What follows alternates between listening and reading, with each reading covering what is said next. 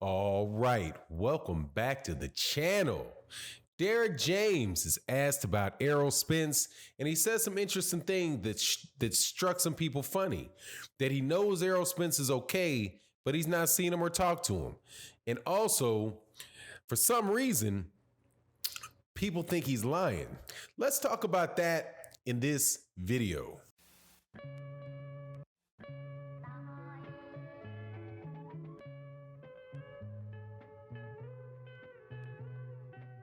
All right, welcome back to the channel, subscribers. If you are not subscribed, please subscribe and hit the bell icon so you can be notified of when we release more videos.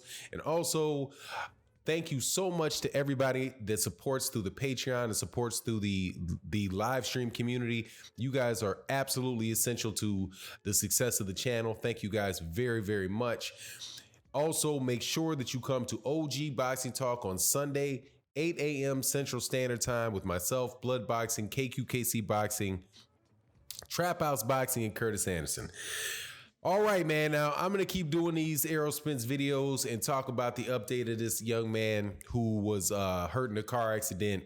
Great champion, one of the best fighters in boxing, because I just keep seeing people that really seem that they want to find something negative about this story. I had somebody that came to my page and said, I'm an Errol Spence Jr. fan, but why don't you make videos about Errol Spence Jr. and how he's thrown his career away by drinking and this, that, and the other thing, and how he could have been Floyd Mayweather Jr., but now it's all, that line, right? And I say to myself, and I said to this person, you don't really sound like much of a Errol Spence Jr. fan if you just want me to make videos trashing him after he had a car accident. So not going to engage in that, but what I will do is engage in positivity for the young man and continue to talk about how I believe other people should be the same way as well. Derrick James was interviewed about and asked about Errol Spence Jr. I think that it was a Fight Hype video. It could have been a Ellie Setback video, but I'm pretty sure that it was right after or before, sometime around the Jermell Charlo versus Tony Harrison press conference, and because Derrick James is the trainer for Jermell Charlo, so of course he's going to be there. Now, he said that he knows that Errol Spence Jr. is okay, but he hadn't seen him and he hadn't spoke with him since the time. Since that time or since the accident had taken place, right? Now, the writer of somebody that was reviewing the conversation that directed me to it said, we don't know exactly how true that is because most people have a point person. Somebody like Errol Spence Jr. would usually have a point person where the media can be directed to them to ask them questions and update people on what's going on. And I thought, so we don't know how much of that is true. I'm not sure why people would think that's not true. Number one, Derrick James is not Errol Spence Sr. Derrick James is not Errol Spence's mother.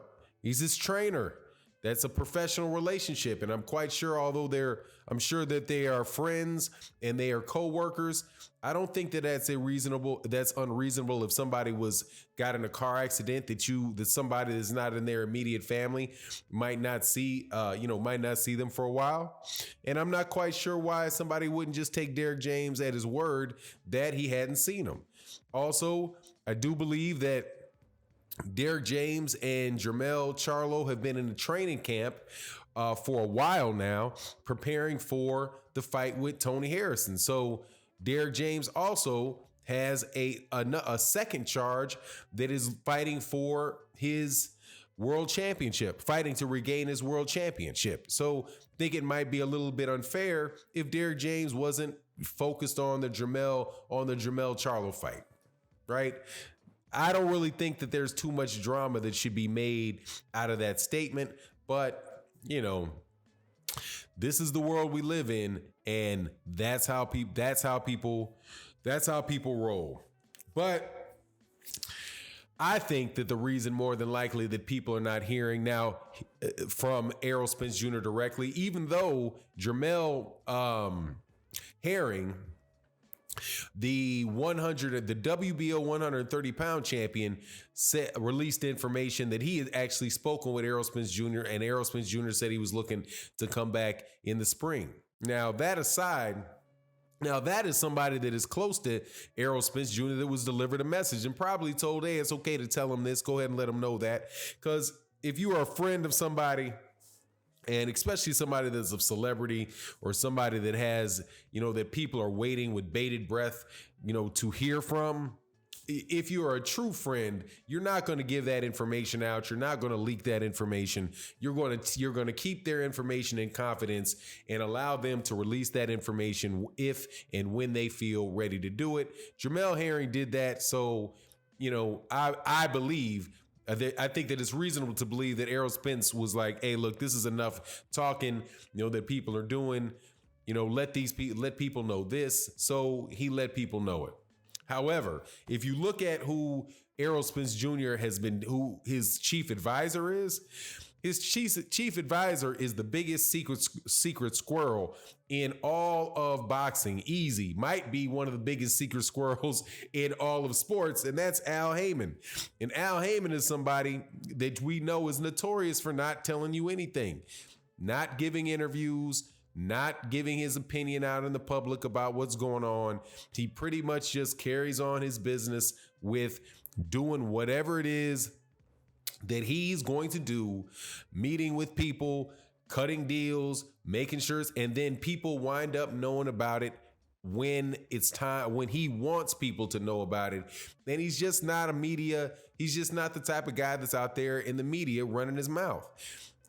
That is the type of person that his advisor is. Also, I think that this is probably very, very smart for Errol Spence Jr. not to be speaking to anybody, because we saw what happened when Errol Spence Jr. Got up and started talking and really verbally pushing to get a Sean Porter fight.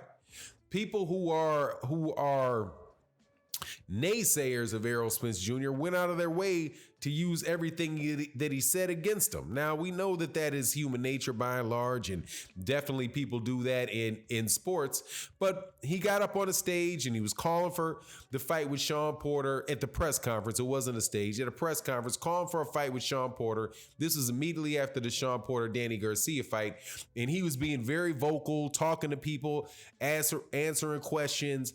And what did people do with it? They used what he said when trying to call out Sean Porter, flipped his words around, forgot the context, ignored the context in which he answered the questions, and then started accusing him of ducking Terrence Crawford. Now, if you can do that for something as, quite honestly, just bland as a fighter call-outs, those things happen all of the time. What do you think somebody's going to do if you stick a mic in Errol Spence Jr.'s face while he's still got maybe some scars healing, his teeth might be healing? What do you think that they're going to do with pictures of Errol Spence Jr.? What do you think they're going to do with the things that he says? What do you think they're going to what do you think these people are going to ask him? Hey, well, what were you doing during that night of the accident? There's just going to be there's going to be question after question after question after question, and any answer that Errol Spence Jr. gives to those questions is going to be used to try to drag him through the mud, because that's what people were doing with Errol Spence Jr. when all you were talking about was whether or not he was going to fight Sean Porter or he was going to fight Terrence Crawford. That, my friends, is more than likely why you're not hearing from Errol Spence Jr. Now, I did find one piece of information, and it's out there. I did find that something that sounded correct, and that the amount of time that Errol Spence was in the hospital was longer than a lot of people thought. He was in intensive care unit for 6 days, but that was originally pointed that he got out of the hospital quicker. But then when he released some photos on Instagram with his I believe his father was behind him and somebody else was actually behind him walking out with him, that picture was released. That picture was released about 6 or 7 days after the accident had happened. So, anyway, that was that would tell you that, hey, look, man, I don't think that you can get out of a accident, that car accident or wreck like that, and it not be a very, very scary situation. But look, I'm gonna make the comments about it because I think that it's reasonable that this guy is not doing a lot of talking, definitely because of the culture and the media and the habits of the media. And I just wish him the best of luck. And really, if he decides not to fight again, that's on him, man. I've had a fun time watching him fight. If he does come back, hey, man, I want him to come back 100% so we can see good, entertaining fights. But it's going to be what it's going to be. And with that, I'm out. Peace.